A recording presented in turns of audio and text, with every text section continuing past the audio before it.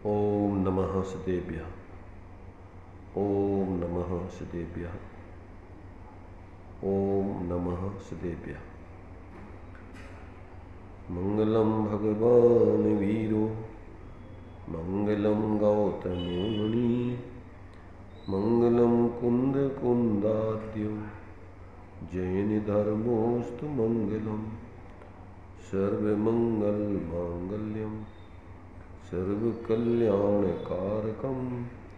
प्रधानं सर्वधर्माणां जैनं जयतु शासनं जैनं जयतु शासनं। देह छता जैनी दशा बरते देहाती ते ज्ञानी ना चरण मा बंधन हो अगणित बंधन हो अगणित।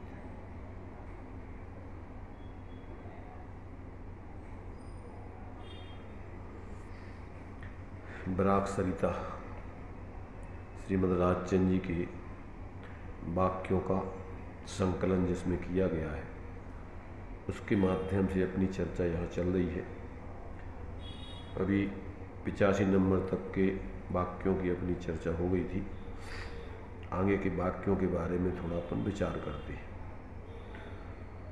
85 नंबर का वाक्य था, जिस प्रकार से अनित्यपना असारपना इस संसार का अत्यंत पने भासे उस प्रकार से आत्मज्ञान उत्पन्न होता है। ये बड़ी अजूबी बात है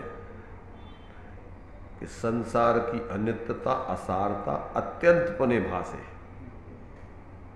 अर्थात ये अपने लिए किसी भी प्रकार से कल्याणकारी नहीं है, इसमें अपना कोई हित नहीं है और ये सब संसार की दशा सब अनित्य है, क्षणिक है, नाशवान है इत्यादि रूप से इसका विचार करने पर जो अपना ज्ञान इन संसार के पदार्थों में बातों में निरंतर लगा रहता है, उसमें फिर चूँकि छद्मस्त का लक्ष्य करके जानना एक एक ज्ञेयों पर ही होता है, तो उस ज्ञान की पर्याय में अपना ज्ञायक भी व्याप रहा था और अन्य ज्ञेय भी ज्ञात हो रहे थे। तो जैसे ही दर्पण में अनेक चीज़ें झलकती हैं, उसमें अपन जब उनको देखते रहते हैं तो वो दर्पण दिखाई नहीं देता है, अथवा ऐसा कहें कि उसमें अपने लिए आजू बाजू चारों तरफ की बहुत सी चीज़ें झलकती रहती हैं, उन पे ध्यान रहे तो फिर अपना चेहरा नहीं दिखाई देता उसमें। तो ऐसे ही जब तक अपना इन बाहर के संसार के पदार्थ और इनकी बातों पर ध्यान रहता है तो अपना साथ में जो उसमें ज्ञायक आत्मा व्याप रहा है वो भाषित नहीं होता है। और जब हमारा उनसे अत्यंत पने से लक्ष्य हट जाता है, उन बाह्य पदार्थों से उस पर अपना लक्ष्य नहीं रहता है, तो फिर सहज ही अपना स्वरूप अपने ज्ञान में विषय बनता है। तो जब ये कह रहा है जिस प्रकार से संसार की अनित्यता असारता भाष्य यानी उस तरफ से अपनी दृष्टि हट जाए, उपयोग हट जाए, तो उसी प्रकार से उसी वहीं पर अपन को अपना आत्मा का ज्ञान उत्पन्न हो जाता है। माने उस ज्ञान में अपना ज्ञायक आत्मा भाषित होने लगता है, अनुभव में आने लगता है। तो ये तो सिर्फ क्या है कि मात्र अपना जो अनादिकाल से अपना पर लक्ष्य चल रहा है वहाँ से उपयोग हटा नहीं कि तत्काल अपना स्वरूप वहाँ पर प्रकट होकर के भाषित होता है, क्योंकि उस ज्ञान में वास्तव में अपना आत्मा तो निरंतर व्याप ही रहा है, परंतु चूँकि पर लक्ष्य होने से जो अनेक प्रकार के ज्ञान में ज्ञेयाकार अपन को भाषित हो रहे हैं, उससे अपना जो सामान्य ज्ञान स्वरूप आत्मा है वो भाषित नहीं होता है। और जैसा अपना संसार के उन पदार्थों से और उन बातों से अपना उपयोग हटा और वहीं पर अपने स्वरूप अनुभव की घटना घटी, ऐसा जो है यहाँ पर कह रहे हैं कि जैसे ही जीव इन बाहर के संयोगों से इनकी अनित्यता असारता आदि जानकर वहाँ से अपना उपयोग कहते हैं अत्यंत विरक्त हो जाता है, तत्काल वहीं पर आत्मा का ज्ञान उत्पन्न हो जाता है, आत्मानुभूति प्रकट हो जाती है। क्यों? कि उस ज्ञान में दोनों चीज़ें थी। जैसे दर्पण में दर्पण भी प्रतिबिंबित हो रहा है और अन्य पदार्थ भी प्रतिबिंबित हो रहे हैं, तो अपना जब लक्ष्य उन पदार्थों पर रहता है तो वो दर्पण भाषित नहीं होता अपन को, दर्पण की स्वच्छता या दर्पण अपन को भाषित नहीं होता। ऐसे ही अपने ज्ञान में जब अन्य ज्ञेयों पर लक्ष्य रहता है, अन्य बातों पर अपना लक्ष्य बना रहता है, तो उसमें जो ज्ञायक आत्मा व्याप रहा है वो अनुभव में नहीं आता है। उससे अपन चित्त बने रहते हैं, उसको चूकते रहते हैं, और जैसे ही अपना वहाँ से ज्ञान हटा, उपयोग हटा, और वहीं पर अपने लिए जो अपना उस पर्याय में ज्ञायक भी व्याप रहा था, तो वो ज्ञायक आत्मा अनुभव में तत्काल आने लगता है। ऐसी जो है जहाँ अपन ने उसमें विशेष ज्ञेयों का तिरुभाव करके और सहज रह हुए कि वहीं अपन को सामान्य आत्मा उस अपनी ज्ञान की पर्याय भाषित होकर अनुभूति में आ जाता है। ऐसा यहाँ पर ये 85 नंबर के वाक्य में उन्होंने स्पष्ट किया है कि जैसे ही जीव को इस संसार की अनित्यता असारता आदि अत्यंतपने भाषित मनो उधर से मनो अपना वहाँ अपनापन हटता है, और वैसे ही अपन को अंदर में अपना सहज सामान्य ज्ञान स्वरूप आत्मा अपने उस ज्ञान की पर्याय में भाषित होता है। क्योंकि आवाल गोपाल सबको सामान्य रूप से तो वो ज्ञायक आत्मा आ ही रहा है, पर उस पर लक्ष्य नहीं होने माने अन्य चीज़ों पर लक्ष्य होने से वो अपने ज्ञान में भाषित नहीं होता। तो जैसे ही अपना वहाँ से लक्ष्य हटा नहीं कि तत्काल अपन को, क्योंकि वो ज्ञान में तो आत्मा व्याप ही रहा था, और वो अनुभूति में आने लगता है। तो इस प्रकार से यहाँ ये बात यहाँ इन्होंने इस 85 नंबर के वचन में स्पष्ट की है। 86 नंबर का जो वचन है, जिसका अनादिकाल से अभ्यास है वह अत्यंत पुरुषार्थ बिना अल्पकाल में नहीं छोड़ा जा सकता है। माने यही अपन को जो भी 85 में अपन ने पढ़ा कि अनादिकाल का अपन को परलक्षी अभ्यास है, इसलिए क्या है कि वो उसके लिए अपन को थोड़ा विशेष भेद विज्ञान का पुरुषार्थ करना पड़ता है। तो भेद विज्ञान का पुरुषार्थ अर्थात अपन को विशेषों को, ज्ञान के विशेषों को गौण करना पड़ता है, और फिर उसमें अपने लिए जो है अंतर में सहज रह करके और अपना सामान्य ज्ञान स्वरूप आत्मा भाषित होता है। तो कहते हैं कि जिसका अनादिकाल से अभ्यास है वह अत्यंत पुरुषार्थ बिना अल्पकाल में नहीं छोड़ा जा सकता। इसलिए बार बार सत्संग, सत्शास्त्र और अपने में सरल विचार दशा उत्पन्न करके उस विषय में विशेष श्रम करना योग्य है। अर्थात मैंने अपने लिए जो अपनी कुटीब है अनादिकालीन, जो अपन बाहर के लक्ष्य करके उनमें निरंतर अपना राग द्वेष आदि करके वो वृत्ति बनाए रखते हैं, तो कहते हैं उसके लिए सहज होने का थोड़ा पुरुषार्थ करना पड़ता है विशेष। तो ऐसा विशेष श्रम करना योग्य है कि जिसके परिणाम में नित्य शाश्वत सुख स्वरूप ऐसा आत्मज्ञान उदित होकर के स्वरूप आविर्भाव होता है। इसमें प्रथम से होने वाला संशय धैर्य से अथवा विचार से शांत होता है। जो अनादिकाल का अपन अपने बारे में जो अपन को संशय है, अपने स्वरूप का अनभिज्ञपना है कि भैया अपना स्वरूप कैसो है कि नहीं है, ऐसे अनेक प्रकार की भ्रांतियाँ चलती हैं। तो कहते हैं इस अभ्यास से धीरे धीरे वो धैर्यपूर्वक अपने अंदर के ऐसे सहज ही होने पर वो निरंतर जो है वो अपने लिए जो है वो संशय आदि वो शांत हो जाता है, और फिर धीरे धीरे जो है अपने लिए सहज अपना स्वरूप भाषित होने लगता है। थोड़ा थोड़ा आंशिक रूप से अपन को मैंने उसका जो है भाव भाषण होता है, जैसे जैसे अपन विकल्पों से उपयोग को हटाते। तो कहते हैं कि वो धैर्य से अथवा विचार मैंने सहज स्वरूप के विचार आदि से शांत होता है। अधीरज से अथवा आड़ी कल्पना करने से मात्र जीव को अपने हित का त्याग करने का अवसर आता है। अगर वो उतावलापन करता रहे कि भैया वो तो है ही नहीं आत्मा या कैसे दिखेगा, तो और वो अपने उपयोग को शांत नहीं करे धैर्य धारण करके, और उल्टी कल्पनाएं करता रहे, अपने ज्ञान में ऐसे जो कुसंस्कार हैं उन्हीं को बार बार दोहराता रहे, तो कहते हैं उससे अपने जीव को अपना स्वरूप भाषित होने में कहते हैं फिर अवसर नहीं आता है उसका, और अपना वो स्वरूप अनुभव करके जो अपन को अतीन्द्रिय आनंद आदि मिलने चाहिए, आत्मा की श्रद्धा ज्ञान स्थिरता आदि होने चाहिए, कहते वो आत्मा का वो हित नहीं सकता, उससे जो है निरंतर उससे च्युत बना रहता है, ऐसा अवसर नहीं आता है। और अनित्य पदार्थ का राग बना रहता है, उसके बने रहने से उसके कारण फिर संसार परिवर्ण का योग रहा करता है। निरंतर ये जीव परलक्षी भाव से संसार में परिवर्ण करता रहता है, अर्थात अपने स्वरूप से च्युत बना रहता है, और निरंतर परलक्ष्य कर करके ऐसे संयोग और संयोगी भावों में ही जीवन इसका अनादिकाल से व्यतीत हुआ है, और आगे भी अगर ये पुरुषार्थ नहीं करता है तो व्यतीत ऐसा ही का ऐसा चलता रहेगा। इसलिए विशेष पुरुषार्थ इस प्रकार का अपने लिए अपने ज्ञान में धैर्य धारण करके और सहज होने का अभ्यास करना चाहिए। अनादिकाल से अपन परलक्षी भाव से और अपने उपयोग में उपयोगमान आत्मा को भूले हुए हैं, इसलिए जो है अपन को अपना आत्मा दिखाई नहीं देता, अनुभव में नहीं आता, और अनुभव के बिना अंदर में जो आत्मा की शांति आदि है, निराकुलता आदि है, सुख है, ऐसा वो अपन को विश्वास पैदा नहीं होता, उसका भाव भाषण नहीं होता। तो ये जो है 86 नंबर के वचन में इसी बात को जो है इन्होंने स्पष्ट किया है कि जिसका अनादिकाल से अभ्यास है वह अत्यंत पुरुषार्थ बिना अल्पकाल में नहीं छोड़ा जा सकता है। इसलिए बार बार सत्संग से शास्त्र का अभ्यास और अपने में सरलता आदि ला करके सम्यक विचार दशा पूर्वक और कहते हैं उस विषय में विशेष रूप से श्रम करना योग्य है, अर्थात अपन को सहज होने का अभ्यास करना। कहते हैं अनादिकाल का अपन को कुटेव पड़ी हुई है असहज जीवन जीने की, इसलिए उसके लिए आपको धैर्य धारण करके शांत होने की ज़रूरत है।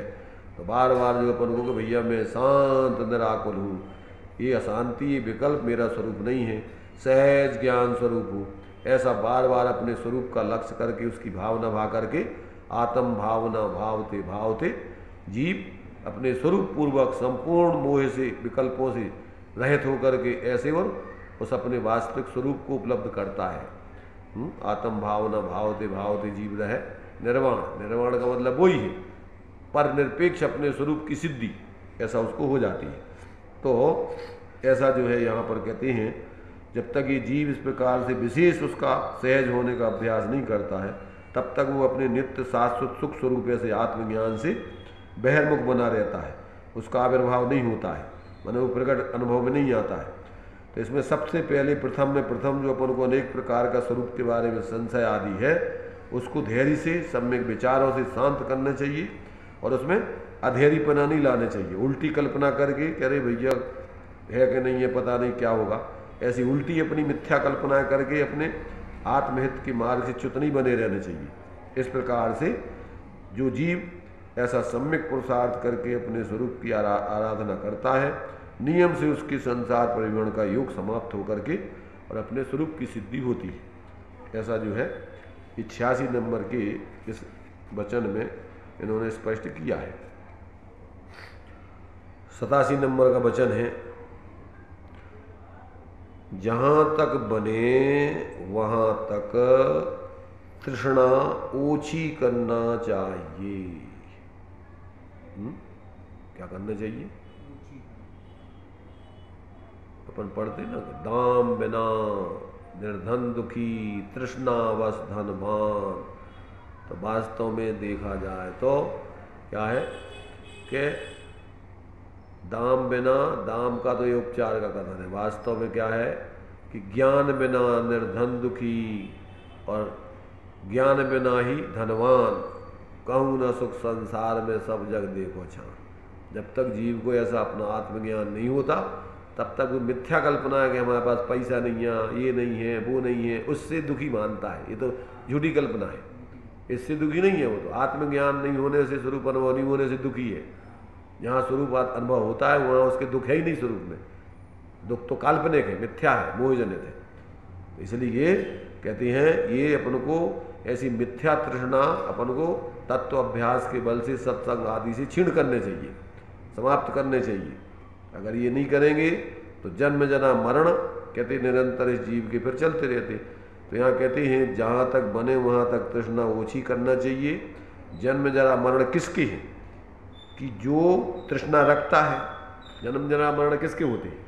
जो ऐसी तृष्णा रखता है पर वे मूर्छित होता रहता है, उसके होते जन्म मरण, उसके जन्म जरा मरण है।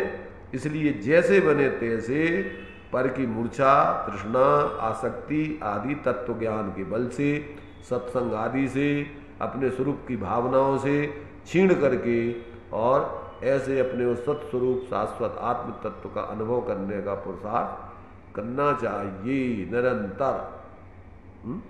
क्यों? क्योंकि उल्टी भावनाएं अपनी चलती रहती निरंतर, रात दिन उल्टी भावनाएं। काय की भावनाएं? मोह से पर पदार्थों की मूर्छाएं निरंतर, उसकी अनंत कथाएं चलती रहती। अब जो नहीं है, जो नहीं, कभी व्यक्ति देखो संसार में कभी व्यक्ति तृप्त नहीं होता है, संतुष्ट। क्यों? कि तृप्ति है ही नहीं विकल्पों में, तृप्ति कहां से मिलेगी? तुम संसार में सुखी होना चाहो इच्छा की पूर्ति करके, तो आज तक तो कोई नहीं हो पाया। इच्छाओं का स्वरूप अवलंबन से अभाव करके तो सुखी हुए हैं, पर इच्छाओं की पूर्ति करके आज तक सुखी नहीं हुआ। व्यवस्था ही नहीं है इच्छाओं की पूर्ति करने के बाद, और दुष्पूरित है वे तो। ऐसे समझ लो कि जैसे बिना पेंदी का बर्तन हो गए और उसको तुम भरना चाहो, कितने समय भर दोगे उसको? ऐसे ही अपन को वास्तव में विषय कसायों की पूर्ति करके सुखी होना चाहें तो कहते असंभव है, विपरीत मान्यता है ये बिल्कुल। इसलिए जब तक अपन को अपना जो आत्मा सुख की मूर्ति है, अपने में पूर्ण है, जिसमें किसी प्रकार की कोई कमी नहीं है, जब तक ऐसा विचार करके अंदर उसका अवलंबन नहीं करेंगे, तब तक अंदर से वास्तविक सुख अनुभव नहीं आता है। और जब तक वो अनुभव नहीं आता, तब तक उसकी मिथ्या कल्पनाएं शांत नहीं होती। क्या करता रहता है? कल्पनाएं, अब जो हो जाए, अब जो हो जाए, अब जो हो जाए, अब जो हो जाए, अब जो हो जाए। क्या हो जाए? कुछ होनी नहीं है। और फिर एक के बाद एक कमी। आज मकान नहीं है, मकान होगा तो फिर उसकी अच्छी मकान की अच्छी व्यवस्थाएं चाहिए, और उसकी सेटिंग चाहिए, ऊंची से ऊंची चीज़ें चाहिए, पुरानी चीज़ें अलग। अब में लगे रहो, जिंदगी पूरी हो जाएगी। इसलिए यहाँ पर ज्ञानी कह रहे हैं कि भैया ये तृष्णा को छीण करो तत्वभ्यास स्वरूप अनुभव के बल से, कि तुम अपनी आसक्ति को, मिथ्या कल्पनाओं को दूर करो। अगर ये तुम्हारी कल्पनाओं करते रहोगे तो तुम अपने स्वरूप से च्युत रह करके और चतुर्गति में जन्म मरण निरंतर करते रहोगे, कोई नहीं बचा सकता उसे। ऐसे अज्ञानी मिथ्या दृष्टि को जन्म मरण करना पड़ता है। ज्ञानियों का तो जन्म मरण वो अपना स्वरूप समझ लेता है शाश्वत, तो उसका तो जन्म मरण अपने स्वरूप में है ही नहीं है। ऐसा जान करके फिर उसका जन्म मरण का चक्कर खत्म होता है। और जब तक ऐसा जो है जीव को निर्णय नहीं होता, अनुभव नहीं होता, तब तक ये मिथ्या कल्पनाओं से जीव निरंतर भटकता रहता है। नई नई कल्पनाएं करके कर्मों का आश्रवबंध नैमित्तिक रूप में होता रहता है। उसके निमित्त से फिर संयोग रूप में शरीर आदि मिलते रहते हैं। उसमें फिर पंचेंद्रियों के विषयों को फिर ग्रहण करता है, फिर उसमें फिर राग द्वेष होते हैं, कसाएँ होती हैं, उसमें फिर नए कर्मों का आश्रवबंध, ऐसी एक श्रृंखला चलती रहती है। भाव कर्म से द्रव्य कर्म, द्रव्य कर्म से नो कर्म, नो कर्म से फिर पंचेंद्रियों के विषय आदि का ग्रहण, और उनमें फिर राग द्वेष मोह, फिर द्रव्य कर्मों को भाव कर्मों से फिर द्रव्य कर्मों का आश्रव, फिर नो कर्मों की ये धारा प्रवाह रहेड़ जैसा ये संसार का चक्र अज्ञान दशा में चलता रहता है। क्या कह रहे हैं?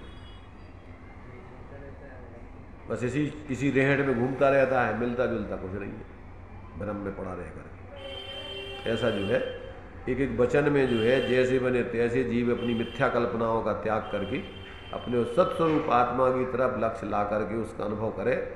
सब तरफ से उनके सारे वचन ज्ञानियों के उसी के लिए होते हैं। चारों अनियों का उपदेश एकमात्र वीतराग विज्ञानता की सिद्धि करने के लिए है, और कोई उसमें दूसरा लक्ष्य नहीं है। अब अज्ञानी जीव उसमें से वो निकालता नहीं है, भ्रम से अर्थ के अनर्थ करता रहता है, अथवा उसी को व्यसन बना लेता है, बस कर लेता है थोड़ा परलक्षी भाव से स्वाध्याय आदि, वो मान लेता है कि चल होगा धर्म। धर्म कहाँ से होगा? तो देखिए इस 87 नंबर के वचन में इस प्रकार से अपन को ये संबोधन किया कि भैया तुम तत्वाभ्यास के बल से, स्वरूप आश्रय से इस तुम्हारी इच्छाओं का शमन करो, शांत करो, तभी अंदर में तुम्हें सुख शांति मिलेगी, बाहर के जन्म मरण के चक्र से छूटोगे। 88 नंबर का वचन देखिए,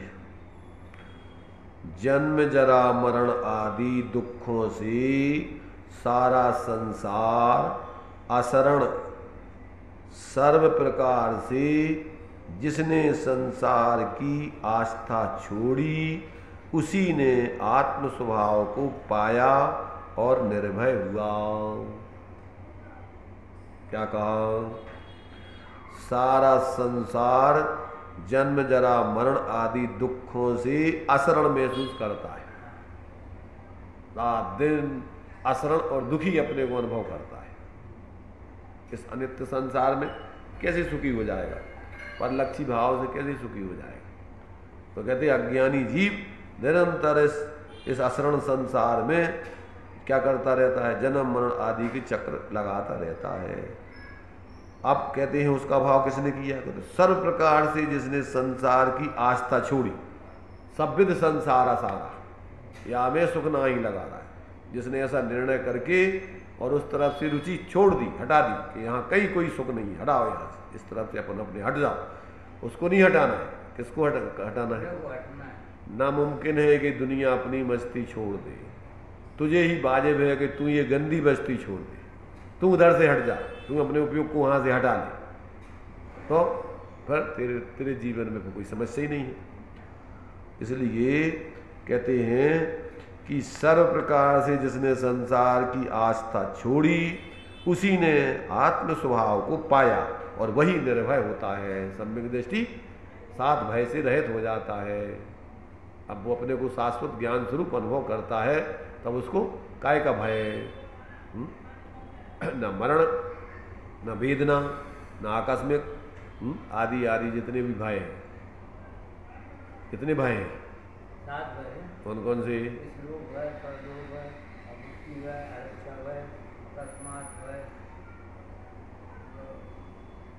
मरण भय। तो ये सब सात भय जो है, श्लोक, परलोक, अगुप्ति, अरक्षा, आकस्मिक, मरण, वेदना, कोई फिर उसकी कोई अपने तो एक ज्ञान स्वरूप शाश्वत वेदन चलता है उसको, फिर उसको किसी प्रकार की कोई समस्या नहीं रहती। एक को साधे सब सदे, एक को साध लेने पर सारी समस्याओं का समाधान हो जाता है। रामबाण औषधि है, सारे रोगों की एक ही दवा है। इसलिए कहते हैं वही व्यक्ति क्या करता है कि उसी ने आत्म स्वभाव को पाया और वही पूर्ण निर्भय हुआ। विचार बिना वह स्थिति प्राप्त नहीं हो सकती है। तत्व के निर्णय बिना वो स्थिति प्राप्त नहीं होती। और सत्संग की क्या है, माने ये क्या है कि कुसंग, माने परसंग के मोह में पराधीन ऐसे इस जीव को विचार, सम्यक विचार प्राप्त होना भी अत्यंत दुर्लभ है। जो जीव मोह में फंसा हुआ है, पर पदार्थों की संगति में लगा हुआ है, तो चाहे वे मोही जीव हो और चाहे अजीब संयोग हो, अगर उनके मोह में पड़ा हुआ है तो कहते हैं ऐसे व्यक्ति को सम्यक विचार पैदा होना नामुमकिन है, असंभव है। जब तक ये इस प्रकार के मोहजनित संग को नहीं छोड़ता है, पर की मूर्छा को नहीं तोड़ता है, तब तक उसके लिए जो है अपने स्वरूप का बोध होना असंभव है। इसलिए अपन को एक एक वचन जो है इनके वास्तव में आत्म जागृति करा देने वाले हैं, अपन को झकझोर देने वाले हैं कि भैया जागो मोह नींद से, बहुत सो लिया है, मोह नींद से उठ रहे चेतन, तुझे जगावन को हो दयाल उपदेश करेंगे। ये जितने भी ज्ञानी हुए हैं उन्होंने सभी जीवों के लिए जिस विधि से उन्होंने अपना स्वरूप बोध प्राप्त किया, सबके लिए वही विधि बताने का प्रयत्न किया। अब बाकी जिनकी होनहार अच्छी होती है वे समझ लेते हैं, और जिनकी होनहार खोटी है वे अपनी उस मोह ममता में उलझे रहते हैं। वे उन ज्ञानियों के वचनों का वो महत्व समझते नहीं हैं, उसका रहस्य समझते नहीं हैं, और फिर अपने जीवन में उस प्रकार का प्रैक्टिकल करके वो इस मोह से, इस परावलंबी वृत्ति से हटकर अपने सहज स्वरूप की सिद्धि करते नहीं। इस प्रकार से अपन को एक एक वचन वास्तव में कैसे हैं, व्यक्ति को जगा देने वाले हैं मोह से। नींद मोह निद्रा मोह निद्रा से उठा देने वाले। अगर ये क्या है, इसको एक बार भी ध्यान से सुन ले तो क्या होगा कि नियम से इसकी मोह निद्रा। अब वो मोह निद्रा माने कब वचन सुनाई देते हैं ज्ञानियों के कि मोह नींद जब उपसमय तब कछु बने उपाय। कर्म चोर आवत रुके, फिर ज्ञान दीप तप तेल भर घर सोदय भ्रम छोर, और या विद बिन निकसे नहीं बैठे पूरब चोर। अपने कुसंस्कार मोह के जब तक आप आहार में अपने ज्ञान का दीपक जागृत होकर के जब तक आप पूरा निरीक्षण करते हुए नहीं जिएंगे, तब तक ये तुम्हारे जो है ये मोह के शत्रु और उसके निमित्त से आने वाले कर्मों का आश्रयबंध वो रुक नहीं सकता है। इस प्रकार से ये अपन को इन सारे वचनों का बार बार विचार करके अंतर में अपन को भेद विज्ञान का अभ्यास करके और संपूर्ण परावलंबी वृत्ति से हटके सहज अपने स्वरूप की अनुभूति पूर्वक अनुभव पूर्वक मोक्ष मार्ग की सिद्धि करने चाहिए। इस प्रकार इन वचनों का अपने लिए सारांश समझना, प्रयोजन समझना, ऐसा जो है अपन यहीं अपन विचारों से अभी विराम लेते हैं। आगे के वचन बाद में फिर देखेंगे। चलिए। निज निधि निज में बताई, यह अनंत उपकार है, उसके लिए जिन वाणी माँ को वंदना सत बार है। उसके लिए जिन वाणी माँ को वंदना सत बार है, वंदना अनंत बार है।